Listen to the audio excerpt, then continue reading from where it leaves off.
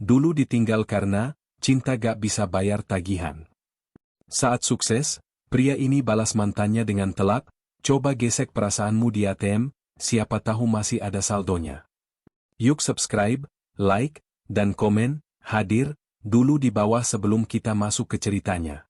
Bunyi kipas pendingin CPU yang menderu kasar adalah satu-satunya teman Dimas malam itu.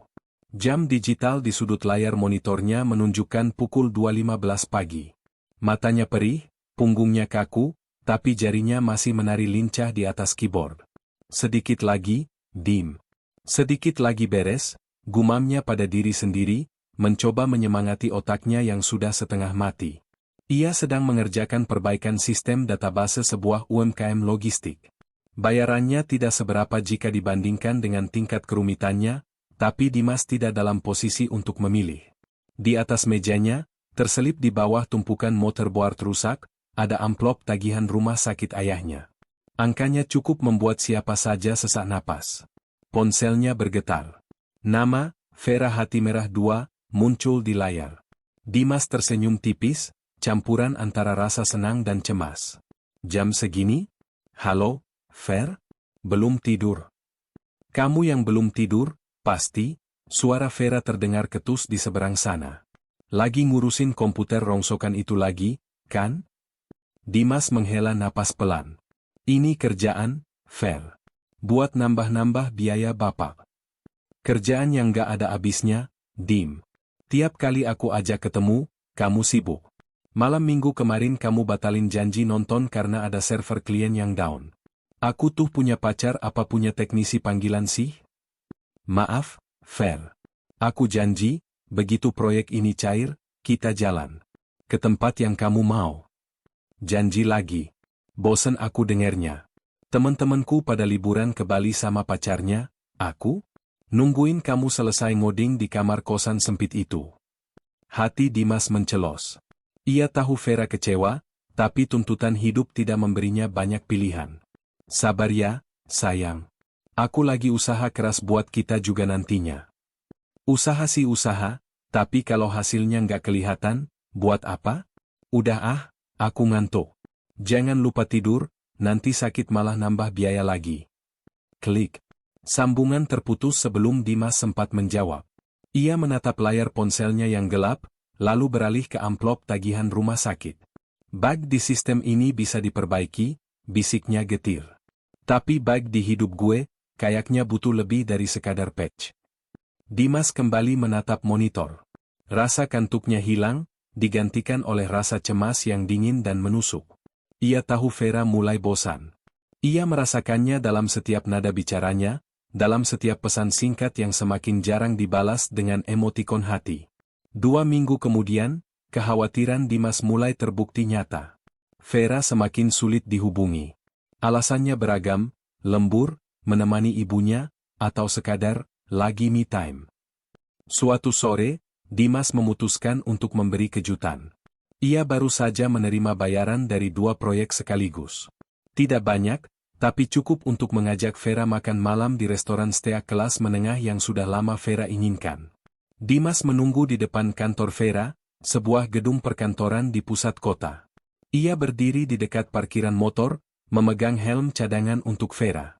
Pukul 5 sore, karyawan mulai berhamburan keluar. Dimas melihat Vera. Ia tampak cantik dengan blus biru muda, tertawa lepas. Namun, ia tidak sendirian. Seorang pria berjalan di sampingnya. Pria itu mengenakan setelan jas rapi yang terlihat mahal, rambutnya tertata klimis, dan kunci mobil berlogo Eropa berayun di jarinya. Mereka terlihat akrab. Terlalu akrab. Pria itu membukakan pintu mobil sedan hitam mengkilap untuk Vera. Sebelum masuk, Vera sempat menoleh, seolah merasakan ada yang mengawasi. Tatapan mereka bertemu selama sedetik. Dimas melihat keterkejutan di mata Vera, yang dengan cepat berubah menjadi sesuatu yang tak bisa Dimas artikan, rasa bersalah, atau justru ketidakpedulian? Vera masuk ke mobil. Pria itu memutar ke kursi pengemudi, dan mobil mewah itu meluncur pergi, meninggalkan Dimas yang terpaku di samping motor bebek tuanya. Ponsel Dimas bergetar 5 menit kemudian. Pesan dari Vera. Dim, sorry aku lembur dadakan. Pulang malam banget kayaknya. Kamu jangan nungguinnya. Dimas membaca pesan itu berulang kali. Bohong. Notifikasi error menyala terang di kepalanya. Sistem kepercayaannya pada Vera baru saja mengalami kerusakan fatal. Ia tidak membalas. Malam itu, Dimas tidak pulang ke kos. Ia pergi ke rumah sakit, duduk di samping tempat tidur ayahnya yang sedang tertidur karena pengaruh obat. "Pak," bisiknya pelan. Kayaknya Dimas bakal kehilangan satu hal lagi selain tabungan. Ayahnya hanya mendengkur halus. Dimas menggenggam tangan keriput itu. Setidaknya, di sini ada satu orang yang tidak akan pernah meninggalkannya karena alasan uang. Kita harus bicara, Fer. Dimas akhirnya mengirim pesan itu setelah 3 hari mendiamkan Vera. Ia tidak bisa terus berpura-pura bodoh. Pria di mobil itu, Rendra, seperti yang ia tahu dari stalking tipis-tipis di Instagram teman Vera, adalah ancaman nyata. Mereka bertemu di sebuah kedai kopi kecil. Vera datang terlambat 20 menit, menenteng tas tangan baru yang Dimas yakin harganya lebih mahal dari laptop kerjanya. "Ada apa sih, Dim? Tumben serius banget," tanya Vera, duduk tanpa memesan minum. "Aku nggak bisa lama-lama, ada janji makan malam sama klien." Klien yang naik sedan hitam itu, tembak Dimas langsung. Wajah Vera berubah pucat, lalu merah padam. "Kamu mata-matain aku? Aku mau jemput kamu waktu itu. Mau ajak makan enak karena baru gajian. Tapi malah lihat kamu dijemput, klien, kamu itu." Dimas menekan kata, klien, dengan nada getir. Vera menghela napas kasar, menyandarkan punggungnya ke kursi. Topeng manisnya lurus seketika. "Oke, fine. Itu Rendra. Dia lagi deketin aku. Puas? Sejak kapan, Fer? Kita ini masih pacaran kan? Status doang, Dim. Kenyataannya apa? Kita pacaran rasa LDR padahal satu kota. Kamu sibuk cari duit receh, sementara aku butuh kepastian masa depan. Duit receh itu buat bapakku, Fer. Kamu tahu itu. Aku tahu. Dan aku kasihan sama kamu, Dim. Tapi aku juga kasihan sama diriku sendiri." Vera mencondongkan tubuhnya, suaranya berbisik tapi tajam. "Umurku udah 25, Dim. Teman-temanku udah pada setle, nikah, punya rumah. Sementara kita, makan di warteg aja kamu masih hitung-hitungan kadang-kadang." Kata-kata itu menampar Dimas lebih keras daripada fisik. "Jadi masalahnya uang? Bukan cuma uang, Dim. Tapi stabilitas. Kamu itu teknisi serabutan. Kapan kamu bisa mapan? 5 tahun lagi? 10 tahun? Aku nggak punya waktu sebanyak itu buat nunggu kamu sukses. Aku sedang berusaha, Fer. Proyekku makin banyak." "Tapi nggak cukup," potong Vera. "Rendra beda, Dim. Dia siap. Dia mapan. Dia bisa kasih aku kehidupan yang aku mau sekarang, bukan nanti." Dimas terdiam. Otaknya seperti mengalami overheat. Terlalu banyak beban, terlalu panas, sistemnya hang. "Jadi kamu milih dia?" tanya Dimas lirih. Vera tidak langsung menjawab. Ia memalingkan wajah, menatap jalanan yang ramai. "Aku realistis, Dim. Cinta nggak bikin perut kenyang." Seminggu setelah pertengkaran di kedai kopi, hubungan mereka menggantung seperti kabel yang hampir putus. Dimas mencoba fokus pada pekerjaannya, tapi konsentrasinya hancur. Ia membuat beberapa kesalahan coding yang fatal, menyebabkan komplain dari klien lamanya. Di tengah kekacauan itu, penagih utang datang lagi ke rumah orang tuanya. Ibunya menelepon sambil menangis ketakutan. Dimas harus meminjam uang dari bos tempat ia dulu magang hanya untuk membuat para penagih itu pergi sementara. Ia merasa tercekik. Ia butuh Vera. Ia butuh seseorang untuk sekadar mendengarkan keluh kesahnya, untuk memberitahunya bahwa semua akan baik-baik saja, meskipun itu bohong. Ia menelepon Vera. Tidak diangkat. Ia mengirim pesan. Hanya centang 2 biru, tanpa balasan. Malam itu, dengan perasaan kacau, Dimas nekat pergi ke apartemen Vera. Ia ingin memohon, meminta sedikit waktu lagi. Mungkin jika Vera melihat betapa hancurnya dia, hati wanitanya akan tersentuh. Sesampainya di lobi apartemen, langkah Dimas terhenti. Di dekat lift, Vera sedang berdiri. Rendra ada di hadapannya, memegang kedua tangan Vera. Vera tertawa renyah, tawa yang sudah lama tidak Dimas dengar saat bersamanya. Rendra kemudian mencium kening Vera, dan Vera tidak menolak. Ia justru tersenyum malu-malu. Dunia Dimas runtuh saat itu juga. Bukan dengan ledakan dahsyat, tapi dengan kesunyian yang mematikan. Vera menoleh saat pintu lift terbuka, dan matanya menangkap sosok Dimas yang berdiri kaku di dekat pintu masuk. Senyumnya lenyap. Rendra mengikuti arah pandang Vera, lalu menatap Dimas dengan tatapan menilai yang merendahkan, dari sepatu kets butut hingga jaket denim yang warnanya sudah pudar. Rendra menyeringai tipis, lalu merangkul pinggang Vera, posesif. Vera tidak melepaskan rangkulan itu. Ia hanya menatap Dimas dengan tatapan dingin, seolah Dimas adalah orang asing yang mengganggu. Mereka masuk ke dalam lift. Pintu tertutup perlahan, memisahkan dunia mereka. Dimas berjalan pulang seperti zombie. Hatinya bukan lagi patah, tapi remuk menjadi debu. Saat sampai di kamar kosnya yang gelap, ponselnya berbunyi. Sebuah pesan masuk dari Vera. Pesan yang akan selalu ia ingat, kata demi kata, sebagai bahan bakar kebencian sekaligus kebangkitannya. Maaf Dim, aku harus milih.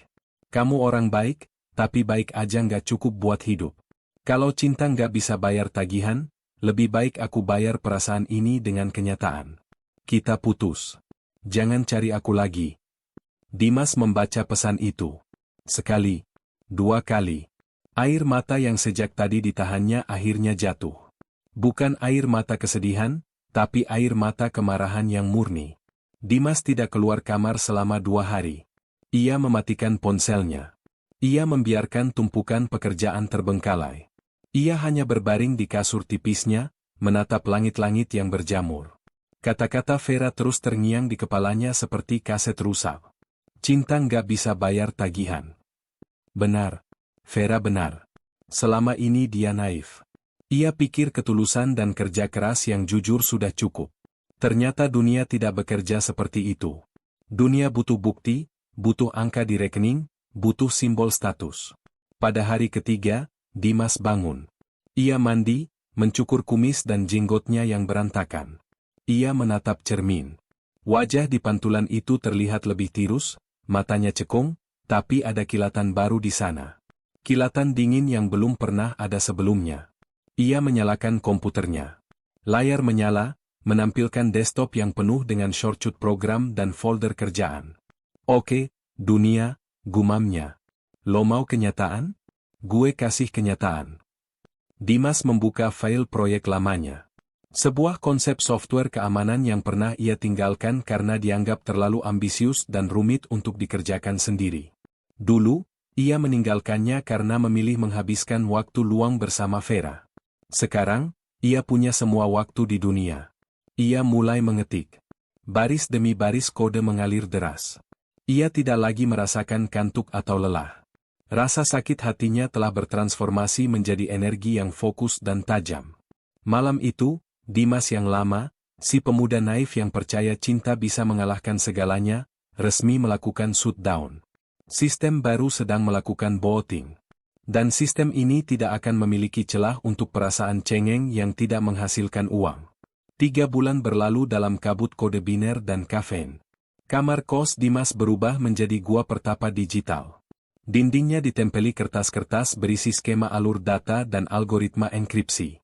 Ia hanya keluar untuk membeli makan seadanya atau mengunjungi ayahnya di rumah sakit. Kondisi ayahnya stabil, tapi biaya terus berjalan. Itu menjadi cambuk yang efektif setiap kali rasa malas menyerang. Dimas menamai proyeknya, Aegis, perisai dalam mitologi Yunani. Ini bukan sekadar antivirus biasa. Aegis adalah sistem keamanan adaptif yang belajar dari pola serangan peretas. Semakin sering diserang, semakin kuat pertahanannya. Ironis, pikir Dimas, mirip dengan hatinya saat ini. Ia bekerja paruh waktu di sebuah service center komputer untuk bertahan hidup sehari-hari. Gajinya kecil, tapi cukup untuk membayar sewa kos dan internet kecepatan tinggi. Di sanalah ia bertemu Pak Surya, seorang pelanggan tua yang sering datang memperbaiki laptop jadulnya. Pak Surya ternyata pensiunan direktur IT sebuah bank swasta. Suatu hari, Ia melihat Dimas sedang menguji coba Aegis di sela-sela jam istirahat. "Itu buatan kamu?" tanya Pak Surya, menunjuk layar monitor Dimas yang penuh grafik lalu lintas data. Dimas mengangguk ragu. "Iseng-iseng, Pak. Proyek pribadi." Pak Surya duduk, mengamati barisan kode yang berjalan. Matanya menyipit. "Ini, algoritma machine learning-nya unik. Kamu nggak pakai library standar?" "Saya tulis sendiri dari nol, Pak. Biar lebih ringan dan fleksibel." Pak Surya menatap Dimas lama. "Nak, kalau ini beneran jalan sesuai teorinya, kamu duduk di atas tambang emas. Tapi kamu butuh modal buat scale up dan tes skala besar." Hari itu, pintu pertama terbuka. Pak Surya menawarkan diri menjadi mentor sekaligus angel investor pertama Dimas. Nilainya tidak fantastis, tapi cukup bagi Dimas untuk berhenti dari pekerjaan service center dan fokus penuh pada Aegis. Rebot kehidupan Dimas dimulai. Kali ini, dengan spesifikasi yang jauh lebih tinggi. Jalan menuju sukses tidak mulus seperti jalan tol baru. Itu jalan berbatu yang penuh lubang dan begal. Dimas mulai mempresentasikan Aegis ke beberapa perusahaan rintisan dan inkubator bisnis. Penolakan menjadi makanan sehari-hari. "Terlalu berisiko untuk produk dari developer tunggal tanpa nama," kata seorang manajer investasi dengan nada bosan. "Kami butuh portofolio yang sudah terbukti, bukan cuma prototipe," ujar yang lain. Setiap penolakan terasa seperti serangan virus ke mental Dimas. Ada malam-malam di mana ia ingin menyerah, kembali menjadi teknisi panggilan yang hidup dari gaji ke gaji. Lebih tenang, lebih pasti. Suatu malam, setelah presentasi yang gagal total, Dimas membuka media sosial untuk pertama kalinya setelah sekian lama. Di beranda, muncul foto Vera. Ia sedang berlibur di Maldives bersama Rendra. Keterangan fotonya, "Living the Dream with My Love Hati Merah 12 set." Rendra terlihat merangkul Vera di atas yacht mewah. Vera tampak bersinar, jauh berbeda dengan Vera yang dulu sering cemberut di boncengan motornya. Dada Dimas sesak. Panas. Kenyataan, ya, desisnya, menatap foto itu dengan mata menyala. "Oke. Gue akan bikin kenyataan lo itu terasa murah, fair." Malam itu, Dimas tidak tidur. Ia membongkar ulang inti kode Aegis. Ia menemukan celah kecil yang mungkin membuat investor ragu, kecepatan pemrosesan saat beban puncak. Ia memperbaikinya, mengoptimalkannya, membuatnya 10 kali lebih efisien. Kemarahan menjadi firewalnya. Menangkis rasa putus asa, membakar keraguan diri. Ia tidak lagi bekerja untuk uang semata. Ia bekerja untuk pembuktian. Kesempatan emas itu datang dengan cara yang tak terduga. Sebuah marketplace besar di Indonesia mengalami serangan DOS masif yang melumpuhkan server mereka selama 2 hari. Kerugian miliaran rupiah di depan mata. Tim IT internal mereka kewalahan.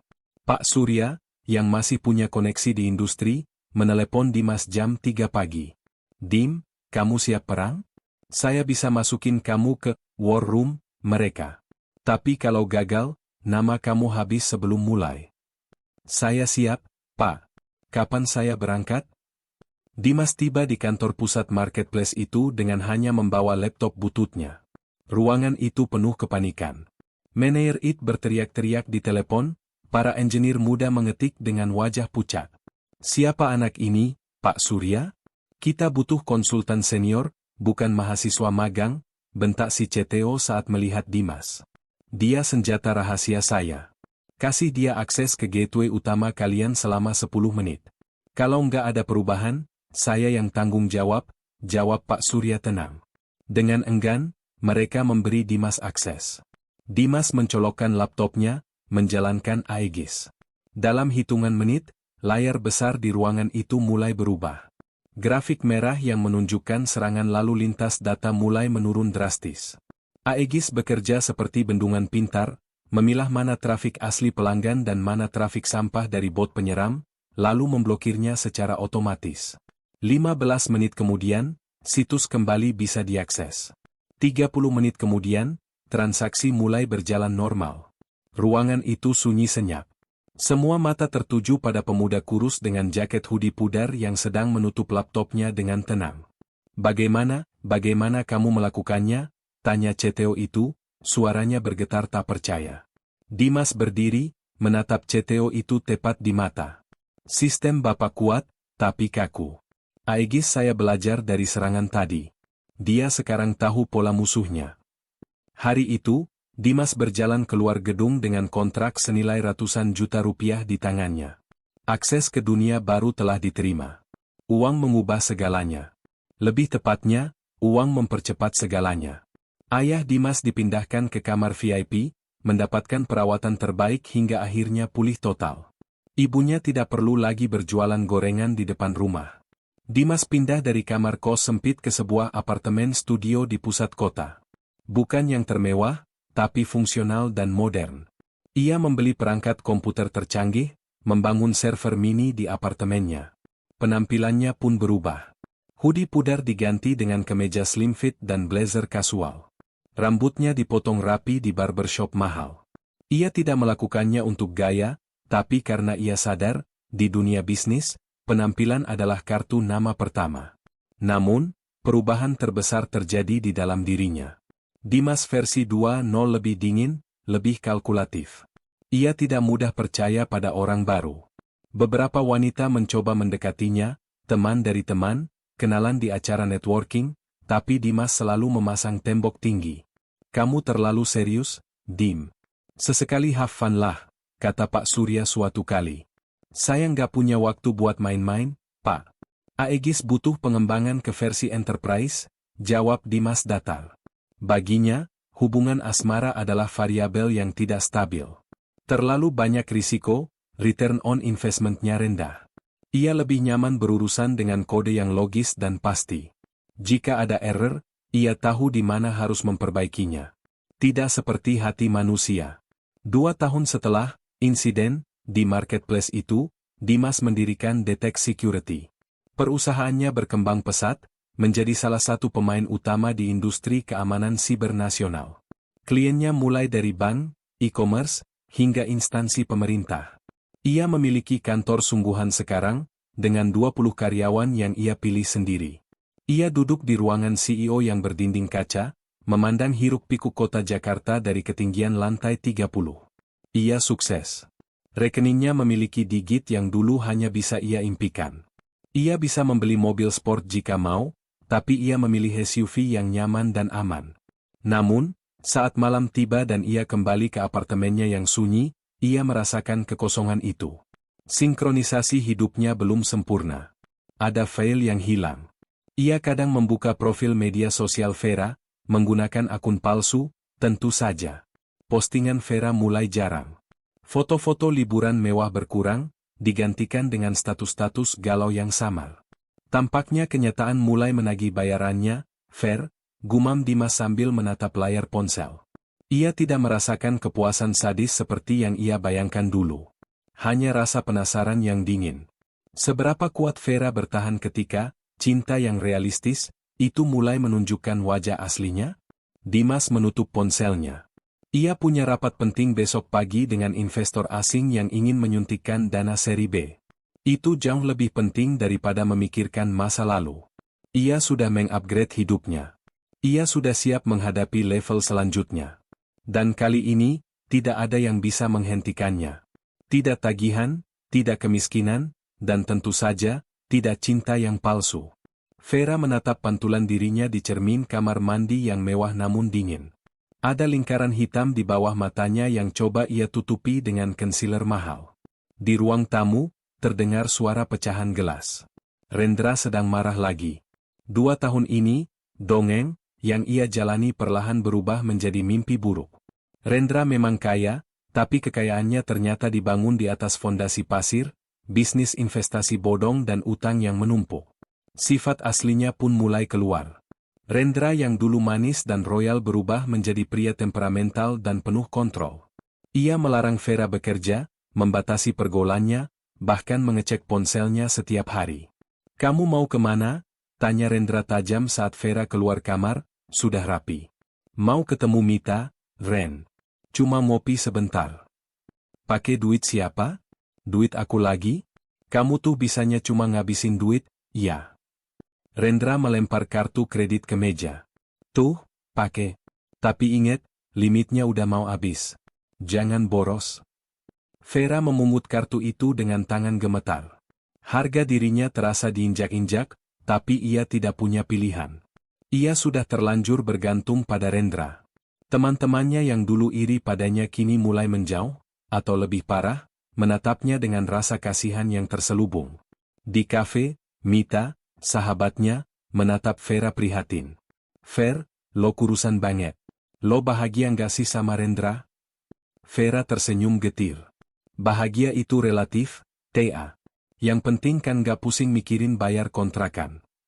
Ia mencoba meyakinkan dirinya sendiri. By the way, lo udah lihat berita hari ini? Mita menyodorkan ponselnya. Di layar, terpampang artikel bisnis online. Foto seorang pria muda berjas rapi dengan tatapan tajam menghiasi headline, Dimas Anggara, CEO Detek Security, dari teknisi kamar kos menjadi raja cyber security Indonesia. Jantung Vera berhenti berdetak sedetik. Itu Dimas. Dimasnya. Tapi terlihat sangat berbeda. Berwibawa, matang, dan sukses. Sangat sukses. Gila ya, mantan lo sekarang tajir melintir, komentar Mita tanpa sadar melukai hati Vera. Nyesel nggak lo putusin dia dulu? Vera tidak menjawab. Tenggorokannya tercekat. Penyesalan itu bukan lagi sekadar riak kecil, tapi sudah menjadi ombak besar yang siap menenggelamkannya. Berita tentang kesuksesan Dimas menyebar cepat di lingkaran pertemanan lama mereka. Grup WhatsApp alumni kampus ramai membicarakannya. Semua orang tiba-tiba mengaku, teman dekat, Dimas. Vera membaca pesan-pesan itu dengan perasaan campur aduk. Ada rasa bangga yang aneh, bahwa ia pernah menjadi bagian dari hidup pria hebat itu, tapi lebih dominan rasa malu dan sakit hati. Ia telah membuang berlian demi batu kali yang ternyata cuma disepuh emas palsu. Suatu malam, saat Rendra sedang mabuk dan tidur mendengkur di sofa, Vera memberanikan diri membuka laptopnya. Ia mencari semua artikel tentang Dimas, menonton video wawancaranya di YouTube. Di salah satu video, pewawancara bertanya, apa motivasi terbesar Anda untuk bangkit dari keterpurukan dulu? Dimas di layar tersenyum tipis, senyum yang tak pernah mencapai matanya. Sebuah pelajaran berharga tentang realitas. Bahwa terkadang, perasaan saja tidak cukup untuk membayar harga yang diminta dunia. Jadi saya memutuskan untuk menjadi orang yang mampu membayar harga itu. Vera menutup laptopnya dengan keras. Air matanya tumpah. Ia tahu persis, pelajaran, apa yang Dimas maksud. Itu dirinya. Ia adalah motivasi terbesar Dimas, tapi dengan cara yang paling menyakitkan. Rasa bersalah mulai menggerogoti Vera seperti malware. Ia sadar betapa jahatnya kata-katanya dulu. Ia telah menghancurkan seorang pria baik hanya karena ketidaksabarannya sendiri. Bom waktu itu akhirnya meledak. Bisnis ilegal Rendra digerebek polisi. Rendra ditangkap atas tuduhan penipuan dan pencucian uang. Semua asetnya disita, termasuk apartemen mewah tempat mereka tinggal dan mobil yang biasa Vera pakai. Vera mendadak menjadi gelandangan elit. Ia diusir dari apartemen dengan hanya membawa beberapa koper berisi pakaian dan barang-barang pribadi. Rekening tabungannya yang selama ini diisi oleh Rendra ikut dibekukan karena dicurigai sebagai aliran dana pencucian uang. Ia benar-benar sendirian. Orang tuanya di kampung tidak tahu menahu tentang masalah ini, dan Vera terlalu malu untuk pulang dalam keadaan hancur begini. Ia akhirnya menumpang di kos sempit milik Mita untuk sementara. Ironi yang pahit, ia kembali ke titik di mana Dimas dulu memulai, bahkan mungkin lebih rendah. Ver, sorry banget, gue cuma bisa bantu segini, kata Mita, memberikan mie instan. Gue juga lagi seret nih. Vera menatap mangkuk mie itu. Dulu, ia sering menolak diajak makan mie instan oleh Dimas karena takut jerawatan. Sekarang, ini adalah makanan mewah baginya. Ia mencoba melamar kerja, tapi ijazahnya yang sudah berdebu, dan kurangnya pengalaman kerja membuatnya sulit bersaing. Ia akhirnya bekerja sebagai admin online shop kecil-kecilan dengan gaji UMR. Setiap hari, ia berdesakan di Transjakarta, merasakan keringat dan lelah yang nyata. Ia mulai mengerti apa yang dirasakan Dimas dulu. Lelahnya mencari uang halal, beratnya menanggung beban hidup sendirian. Karma sedang mengajarkan Vera dengan metode praktik langsung yang brutal. Di tengah keputusasaannya, Vera mulai sering memikirkan Dimas. Bukan karena ingin memanfaatkan kekayaannya, setidaknya ia mencoba meyakinkan dirinya begitu, tapi karena rindu akan ketulusan yang pernah ia miliki dan sia-siakan. Ia memberanikan diri mengirim pesan lewat WhatsApp. Ia masih menyimpan nomor lama Dimas, meski ragu apakah nomor itu masih aktif. Hai, Dim. Apa kabar? Aku lihat berita tentang kamu. Selamat ya, aku ikut bangga. Semoga sukses terus. Pesan terkirim. Centang 2 abu-abu. Sehari berlalu. 2 hari. Seminggu. Tidak ada balasan, meski centangnya sudah berubah biru. Dimas sudah membacanya. Dimas memang membacanya. Ia sedang di dalam mobil menuju bandara untuk perjalanan bisnis ke Singapura saat pesan itu masuk. Ia hanya menatap layar sebentar, lalu mendengus pelan dan mematikan layar ponselnya. Ada masalah, Pak? Tanya sekretarisnya, melihat ekspresi bosnya yang berubah masam. Enggak ada. Cuma spam, jawab Dimas dingin. Bagi Dimas, Vera sekarang tak lebih dari spam yang mencoba masuk ke inbox prioritas hidupnya. Ia sudah memasang filter yang kuat. Tidak ada gunanya membalas. Membalas hanya akan memberi harapan palsu, dan Dimas bukan pemberi harapan palsu. Ia pebisnis yang realistis. Vera tahu ia diabaikan, dan itu menyakitkan. Tapi ia juga tahu ia pantas mendapatkannya. Namun, keputusasaan membuatnya nekat. Ia butuh bicara dengan Dimas, setidaknya untuk meminta maaf secara langsung, untuk menutup bab lama ini dengan benar. Ia mulai mencari tahu jadwal kegiatan Dimas lewat internet. Ia menemukan informasi bahwa Detek Security akan menjadi sponsor utama dalam sebuah acara, Tech Gala Dinner, minggu depan di sebuah hotel bintang 5 di Jakarta. Itu acara tertutup, hanya untuk undangan. Tapi Vera punya pengalaman di dunia sosialita. Ia tahu cara menyusup ke acara-acara seperti itu. Ia menggunakan sisa uang tabungannya yang sedikit untuk menyewa gaun malam yang layak, meski bukan lagi barang branded asli. Ia mendandani dirinya secantik mungkin, mencoba mengembalikan pesona Vera yang dulu. Ini gila, Ver. Lo mau ngapain sih? Ngemis balikan? Tanya Mita saat melihat Vera bersiap. Gue cuma mau minta maaf, Thea. Gue nggak tenang hidup kayak gini, terus-terusan dihantui rasa bersalah. Yakin cuma minta maaf? Bukan karena dia sekarang tajir? Vera terdiam sejenak. Jujur, gue nggak tahu, Thea. Mungkin ada sedikit harapan itu. Gue manusia biasa yang lagi butuh pegangan. Tapi yang utama, gue mau dia tahu kalau gue nyesel. Malam itu, Vera berhasil masuk ke ballroom hotel dengan menyamar sebagai tamu pendamping salah satu investor tua yang ia kenal sekilas, dan sedikit memanipulasi situasi di meja registrasi. Suasana di dalam sangat mewah. Lampu kristal, alunan musik jazz lembut, dan orang-orang yang berbicara tentang investasi miliaran. Di tengah kerumunan itu, ia melihat Dimas. Dimas sedang berdiri dalam lingkaran beberapa pengusaha senior, memegang gelas wine. Ia tampak sangat natural di lingkungan itu, seolah ia terlahir di sana. Ia tertawa renyah menanggapi lelucon salah satu pengusaha, terlihat santai namun memancarkan aura dominan. Jantung Vera berdegup kencang. Itu bukan lagi Dimas teknisi komputer yang canggung. Itu adalah Dimas Anggara, sang CEO. Pria yang pernah ia miliki sepenuhnya, dan kini terasa sejauh bintang di langit. Dimas tiba-tiba menoleh, seolah merasakan tatapan seseorang. Mata mereka bertemu di seberang ruangan yang ramai. Waktu seakan berhenti. Senyum di wajah Dimas perlahan memudar, digantikan oleh ekspresi datar yang sulit dibaca. Tidak ada kemarahan yang meledak-ledak, tidak ada kerinduan. Hanya kekosongan yang dingin. Vera menarik napas dalam-dalam, menguatkan tekadnya. Ia mulai melangkah membelah kerumunan, menuju pria yang dulu pernah ia tinggalkan demi sebuah kenyataan yang palsu.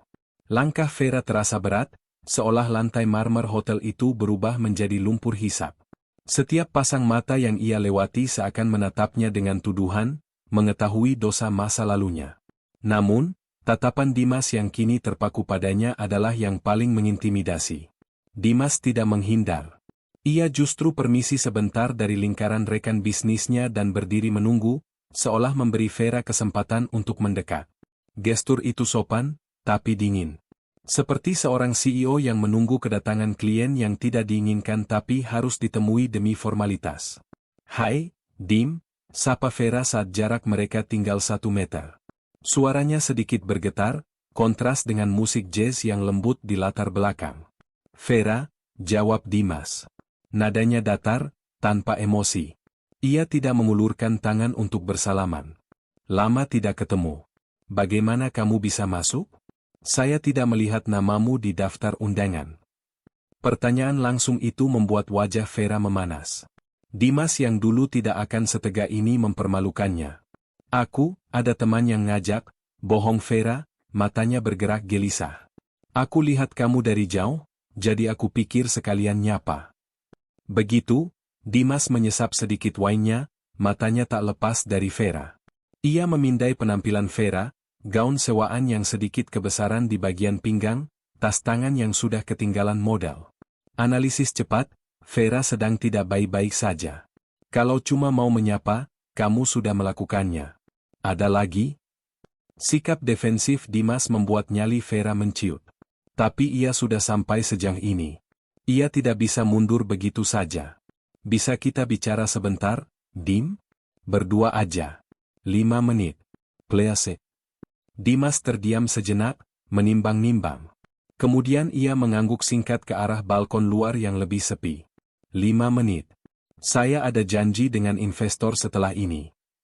Udara malam Jakarta di balkon lantai tinggi terasa sedikit berangin. Mereka berdiri bersisian, menatap kerlap-kerlip lampu kota di bawah sana. Keheningan di antara mereka terasa canggung dan berat. "Kamu kelihatan hebat, Dim. Sukses banget." Vera membuka percakapan, mencoba mencairkan suasana. "Terima kasih. Hasil kerja keras," jawab Dimas singkat. "Kamu sendiri? Saya dengar soal Rendra." Vera tersentak. Berita buruk memang cepat menyebar. "Ya, begitulah. Hidup lagi nggak berpihak sama aku sekarang. Hidup selalu adil, fair. Dia cuma memberikan apa yang kita tanam," kata Dimas tanpa menoleh. Kalimat itu menohok Vera tepat di ulu hati. "Aku tahu kamu marah, Dim. Aku tahu aku salah dulu. Aku jahat banget sama kamu." Dimas akhirnya menoleh, menatap Vera dengan ekspresi yang masih sulit ditebak. "Saya nggak marah, Ver. Marah itu buang-buang energi. Saya cuma kecewa. Dulu. Aku nyesel, Dim. Sumpah, aku nyesel. Setiap hari aku mikirin kamu, mikirin betapa bodohnya aku ninggalin cowok setulus kamu cuma karena silau sama harta Rendra yang ternyata palsu." Air mata mulai menggenang di pelupuk mata Vera. Ini bukan air mata buaya, ini air mata keputusasaan yang murni. Dimas mengamati air mata itu tanpa berkedip. Dulu, melihat Vera menangis sedikit saja sudah membuatnya panik dan rela melakukan apa saja. Sekarang, ia hanya merasakan sedikit rasa iba, seperti melihat orang asing yang sedang kesusahan di pinggir jalan. Penyesalan selalu datang terlambat, kan? Kalau datang di awal namanya pendaftaran, ujar Dimas dengan senyum sinis tipis. "Dim, jangan gitu dong. Aku tahu aku pantas diginiin, tapi aku beneran mau minta maaf. Aku sadar sekarang, uang bukan segalanya. Ketulusan kamu dulu itu yang paling berharga." "Oh ya?" Dimas mengangkat alisnya. "Menarik. Kamu baru sadar itu setelah kamu kehilangan akses ke uang Rendra, atau memang murni sadar?" Pertanyaan itu seperti tamparan keras. Vera terdiam, lidahnya keluh. Vera mengusap air matanya kasar. Ia harus jujur jika ingin punya sedikit saja kesempatan. Mungkin awalnya karena aku butuh pegangan, Dim. Aku ngaku. Saat Rendra ditangkap, aku hancur, aku nggak punya apa-apa. Aku ingat kamu, satu-satunya orang yang pernah tulus sayang sama aku tanpa syarat." Vera bergeser sedikit lebih dekat, menatap Dimas dengan tatapan memohon. "Tapi setelah aku lihat perjuangan kamu, aku sadar aku kehilangan lebih dari sekadar pegangan. Aku kehilangan partner hidup yang sebenarnya. Dim, apa kita nggak bisa coba lagi? Dari nol? Aku janji bakal nemenin kamu, kali ini beneran." Dimas mendengarkan, pitching, Vera dengan seksama. Dalam otaknya yang kini terbiasa berpikir bisnis, Ia sedang menganalisis proposal ini. Aset, kenangan masa lalu, chemistry yang pernah ada. Liabilitas, rekam jejak pengkhianatan, motivasi yang dipertanyakan, kemungkinan finansial, risiko emosional tinggi. Kesimpulan, investasi bodong. Dimas meletakkan gelas wine-nya di meja balkon. Ia berbalik sepenuhnya menghadap Vera, memasukkan kedua tangan ke saku celana. Kamu bilang mau mulai dari nol, Ver. Masalahnya, saya sudah bukan di titik nol lagi. Saya sudah di angka 100, mungkin 1000. Dan kamu sekarang minus. Vera ternganga. Dim, kamu minta kesempatan kedua. Tapi di dunia bisnis saya, kesempatan kedua cuma dikasih ke partner yang gagal karena keadaan, bukan karena kecurangan. Kamu curang, Ver. Kamu melanggar kontrak kita dulu demi vendor lain yang kelihatannya lebih bonafit. Kata-kata Dimas menggunakan analogi bisnis, dingin dan tak terbantahkan. Itu menunjukkan betapa jauhnya ia telah berubah. Aku tahu aku salah, Dim. Tapi manusia bisa berubah kan? Kamu juga berubah? Seru Vera putus asa. Betul. Saya berubah karena kamu memaksa saya berubah. Kamu yang mengajarkan saya bahwa perasaan itu komoditas yang murah kalau nggak didukung kapital. Vera meraih lengan Dimas, cengkeramannya erat, putus asa. Dim, tolonglah. Jangan ngomong kayak robot gitu. Mana Dimas yang dulu? Dimas yang lembut, yang selalu maafin aku kalau aku telat atau ngambek? Dimas menepis tangan Vera perlahan tapi tegas. Ia tidak kasar, hanya berjarak. Dimas yang itu sudah mati, Ver. Dia mati malam itu di depan lift apartemen kamu, waktu kamu milih naik sama Rendra dan ninggalin dia di lobi kayak sampah. Mata Dimas menatap lurus ke dalam mata Vera. Kilatan dingin di matanya semakin tajam. Kamu ingat pesan terakhir kamu? Kalau cinta nggak bisa bayar tagihan, lebih baik aku bayar perasaan ini dengan kenyataan. Kamu sendiri yang minta kenyataan, Ver. Dan inilah kenyataannya sekarang. Vera terisak pelan. Jadi, benar-benar nggak ada harapan buat aku? Sedikit pun? Dimas menghela napas panjang, seolah lelah dengan semua drama ini. Ia kemudian tersenyum, senyum yang sama sekali tidak mengandung kehangatan. Tenang, aku udah maafin kok. Beneran. Menyimpan dendam itu nggak produktif, menghambat kinerja. Wajah Vera sedikit cerah, secercah harapan muncul. Beneran, Dim? Jadi kita bisa. Tapi, potong Dimas cepat, mengangkat satu jarinya. Kalau kamu mau balik. Ia mencondongkan tubuhnya sedikit, suaranya pelan namun sangat jelas di telinga Vera. Coba aja gesek perasaanmu di mesin ATM. Siapa tahu masih ada saldonya. Hening. Kalimat itu menggantung di udara malam seperti vonis mati. Sederhana, telak, dan mematikan. Itu adalah pengembalian yang sempurna atas kata-kata Vera dulu. Vera terpaku. Mulutnya sedikit terbuka, tapi tidak ada suara yang keluar. Rasa malu yang luar biasa menjalar dari ujung kaki hingga ke ubun-ubun. Ia merasa telanjang, ditelanjangi oleh kata-katanya sendiri yang kini berbalik menyerangnya.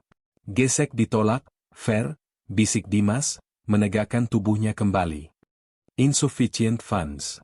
Dana perasaan saya buat kamu sudah kosong melompong. Habis tak bersisa. Tanpa menunggu respon Vera yang masih terguncang, Dimas berbalik dan berjalan menuju pintu masuk ballroom. Dimas, tunggu, panggil Vera dengan suara serak, tapi langkahnya tertahan. Ia tidak punya kekuatan untuk mengejar. Dimas berhenti sebentar di ambang pintu, tanpa menoleh. Oh ya, Ver. Saran saya, berhenti cari investor buat hidup kamu. Coba jadi founder buat diri sendiri. Lebih capek memang, tapi tidurnya lebih nyenyak. Setelah itu, Dimas benar-benar pergi. Ia kembali ke keramaian pesta, disambut kembali oleh rekan-rekannya yang tidak tahu drama kecil yang baru saja terjadi di balkon. Vera berdiri sendirian di balkon yang dingin. Angin malam menerpa wajahnya yang basah oleh air mata. Ia melihat ke bawah, ke jalanan Jakarta yang macet. Lampu-lampu kendaraan tampak kabur. Kata-kata Dimas terngiang-ngiang di kepalanya. Gesek perasaanmu di mesin ATM. Itu adalah tamparan realitas yang paling keras yang pernah ia terima. Dimas benar. Ia mencari jalan pintas, dan sekarang ia tersesat di jalan buntu. Di dalam ballroom, Dimas menerima tepukan di bahu dari Pak Surya. Kenapa lama sekali di luar, Dim? Ada masalah? Dimas tersenyum, kali ini senyum yang tulus dan lega. Beban yang selama bertahun-tahun mengganjal di sudut hatinya akhirnya terangkat sepenuhnya. Nggak ada masalah, Pak. Cuma baru saja menutup akun lama yang sudah tidak aktif. Sekarang sistem sudah bersih total. Malam itu, Dimas merasa benar-benar merdeka. Ia tidak hanya sukses secara finansial, tapi juga emosional. Ia telah berhasil melakukan lockout permanen dari masa lalunya yang menyakitkan, siap untuk login ke masa depan yang lebih cerah, mungkin dengan seseorang baru yang tidak perlu diminta untuk menggesek perasaannya di mesin ATM. Tamat. Gimana menurut kalian pembalasan Dimas? Terlalu kejam atau sudah pas? Tulis di kolom komentar ya. Kalau kamu setuju sama sikap Dimas, ketik, Tim Dimas. Kalau kamu kasihan sama Vera, ketik, Tim Vera. Kita lihat siapa yang paling banyak. Jangan lupa like dan share video ini kalau kamu puas dengan endingnya. Sampai jumpa di cerita selanjutnya.